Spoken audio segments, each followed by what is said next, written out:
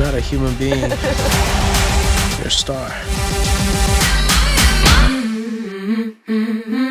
Le premier épisode est sorti cette semaine et évidemment il fallait qu'on parle de cette série qui a fait couler beaucoup d'encre. C'était l'une des séries les plus attendues de 2023 et en même temps en tête d'affiche entre The Weeknd et Lily Rose Depp, plus derrière la caméra Sam Levinson, le créateur d'Euphoria, donc forcément elle ne pouvait faire que parler d'elle. Mais la série elle a eu beaucoup de retours négatifs suite surtout à son avant-première à Cannes, mais c'est beaucoup aussi dû aux rumeurs qu'il y a eu autour de la série et aux coulisses très chaotiques qui étaient dénoncées par le magazine Rolling Stones. Donc je vais tout vous expliquer dans cette vidéo, qu'est-ce qui s'est passé dans les coulisses de The Idol et je vais vous donner aussi mon très bref avis sur le premier épisode qui a été diffusé cette semaine. Are we romanticizing mental illness? Absolutely. Mental illness is sexy. Je sais pas si tout le monde en a entendu parler, mais la série elle est notamment accusée de faire la promotion de la culture du viol. Alors au départ, la série a été prévue pour dénoncer les travers de l'industrie musicale et aussi du culte de la célébrité. Elle suit donc la relation entre une jeune chanteuse interprétée par Lily Rose Depp et le personnage de The Weeknd qui est un patron d'une boîte de nuit et aussi le leader d'un culte à Los Angeles. Et donc jusque là, tout va bien. En tout cas, l'été dernier, il y a eu un premier teaser et une première bande-annonce qui ont été diffusées et ensuite ça a été silence radio. La série, elle a pris du retard, il y a des scènes qui ont été en plus retournées, il y a des personnages qui ont été recastés. Les coulisses de la série auraient été purement chaotiques et la série s'annonce extrêmement problématique. Même en mars 2023, donc cette année, il y a quelques mois, on ne savait toujours pas quand la série allait être diffusée et même des membres de la production ne savaient pas non plus quand la série allait être diffusée à cause justement de tous les retards qui ont été pris et des coulisses purement chaotiques de la série. Et ça vient notamment de Rolling Stones et des sources de Rolling Stones. En fait, toutes les accusations et les scandales liés à la série, c'est lié à un article de Rolling Stones publié en mars 2023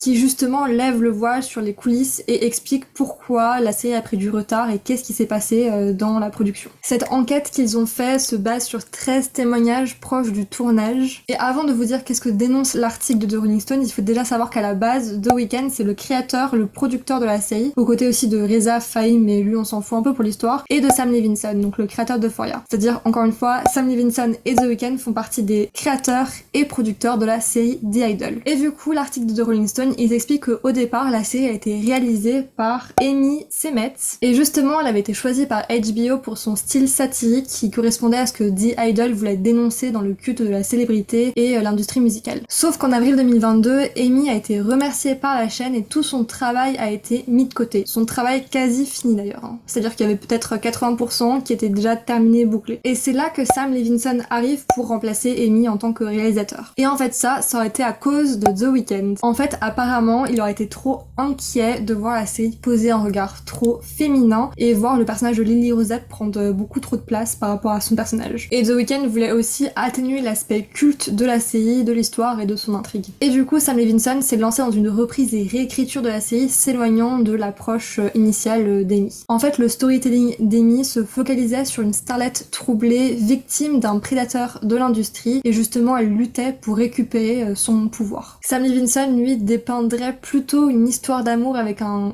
accent plus prononcé sur le contenu sexuel et la nudité. Le scénario original aurait donc été modifié, des scènes retournées, et le tout serait beaucoup plus provocateur et problématique. Parmi les sources de l'enquête, on peut lire des témoignages qui disent que cette nouvelle version était comme un fantasme du viol que n'importe quel homme toxique dans la série pourrait avoir, et où la femme revient en demander plus parce que ça rend sa musique meilleure. Ou encore, je cite encore une fois, ils sont devenus ce qu'ils voulaient critiquer dans la série, et c'était comme du torture porn sexuel. Les témoignages dénoncent un Sam Levinson intouchable qui a joui d'une trop grande liberté. Le script y contient des scènes sexuelles extrêmement violentes. Par exemple, selon plusieurs sources, à l'origine, un épisode comportait une scène où The Weeknd frappait violemment le personnage de Depp. Elle aurait alors souri et demandé de nouveau à être frappée, ce qui aurait conduit à une érection de la part de son conjoint. What the hell? Dans un autre exemple, l'une des scènes implique encore une fois le personnage de Lily Rose Depp, suppliant le personnage de The Weeknd de la violer parce qu'il croyait qu'il était la clé de son succès. Mais il y avait aussi d'autres scènes particulièrement dérangeantes et très humiliantes où par exemple le personnage de Lily Rose Depp devait, le temps d'une soirée, s'enfoncer un œuf dans le vagin et elle ne devait pas le briser sinon le personnage de The Weeknd ne la violerait pas. Ce qui a conduit le personnage de Lily Rose Depp de le supplier pour qu'il la viole. Heureusement, ces scènes n'ont pas été tournées et je crois même que celle de l'œuf n'a pas été tournée à cause de raisons pratiques. C'est-à-dire que la production du tournage ne voyait pas comment tourner cette scène sans que l'actrice mette vraiment un œuf dans son vagin, quoi. C'est assez lunaire quand même, hein. Bref.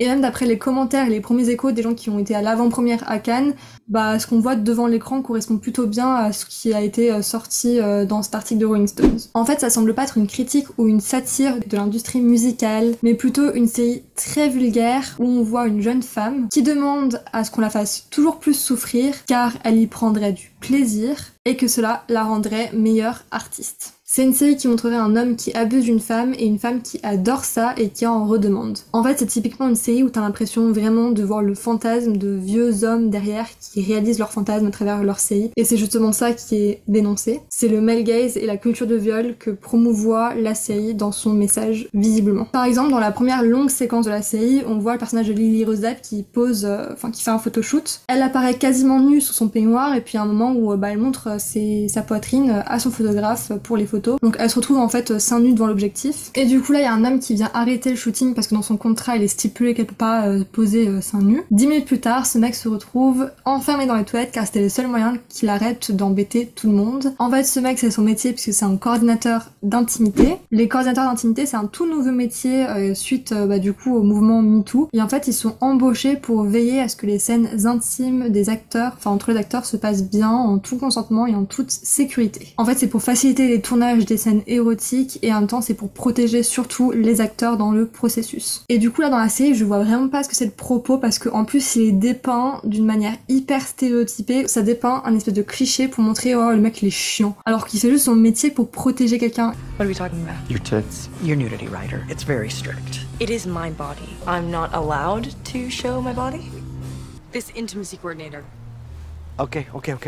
En fait, t'as l'impression que la série, elle veut dénoncer l'hypersexualisation des artistes dans l'industrie, tout en hypersexualisant eux-mêmes leurs actrices dans la série. Enfin, du coup, en fait, c'est hyper contradictoire le propos qu'ils ont et ce qu'ils montrent dans leur série, et je pense que c'est ça qui passe pas. En fait, rien qu'avec cette scène-là, Sam Levinson, il montre un portrait de gens qui tiennent au consentement comme des espèces de puritains ennuyants et qui embêtent tout le monde, et que ces gens-là, il faut les neutraliser afin de pouvoir filmer des femmes à poil comme on l'a fait pendant des décennies. Voilà, en gros. Donc vu comme ça, c'est pas très étonnant que la série elle apparaît comme extrêmement problématique. Évidemment, avant de vous donner mon avis sur ce premier épisode, je vais vous dire aussi ce qu'ont répondu les acteurs suite à cet article de The Rolling Stone. Lily Rose ne fait que défendre et de dire que son expérience sur The Idol est absolument incroyable et qu'on n'a jamais autant valorisé son opinion. Donc elle a rappelé tout ça lors du Festival de Cannes, lors de la conférence de presse, mais elle a aussi vite réagi après la diffusion, enfin la mise en ligne de cet article en disant avoir totalement été respectée et que sa contribution et ses opinions étaient valorisées durant le tournage. Et The Weeknd, lui, s'est adressé directement au magazine Rolling Stone sur Twitter, en tweetant donc « Est-ce qu'on vous a contrarié ?» accompagné d'un extrait de la série où son personnage déclare que tout le monde s'en fout de Rolling Stone. Rolling Stone?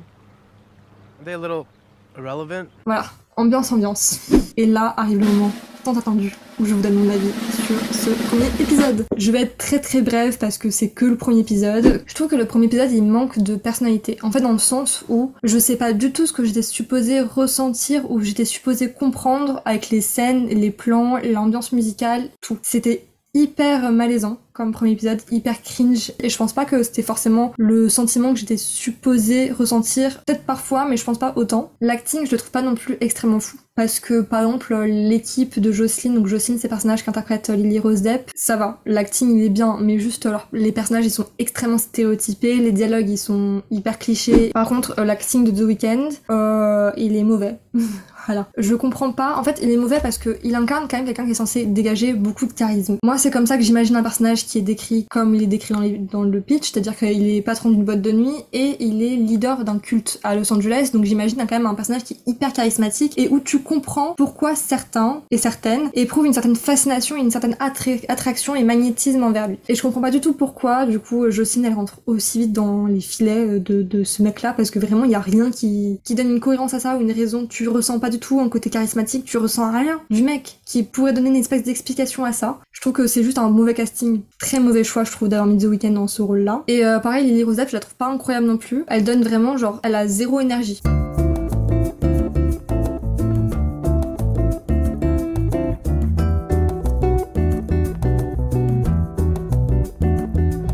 Le seul personnage qui se démarque et pour moi qui était genre top, c'était le personnage de l'assistante. Rachel Sennott, elle a un talent de comédie qui est juste à souligner. C'est celle qui brille dans toute la médiocrité que je vois dans ce premier épisode. C'est dommage parce que vraiment l'intrigue de base, elle est hyper intéressante, justement de démontrer les dérives de l'industrie musicale, l'instrumentalisation de plein de choses dans l'industrie musicale. Mais vraiment, je trouvais que tout le propos était hyper intéressant, donc c'est dommage que ça a l'air d'être tourné sous un truc qui va justement pas forcément exploiter l'intrigue intéressante, mais plutôt surfer sur un truc hyper superficiel et hyper vulgaire et hyper romantisé, quoi. Je suis très curieuse de voir vos avis en commentaire, et puis sur ce, merci d'avoir regardé la vidéo, à bientôt.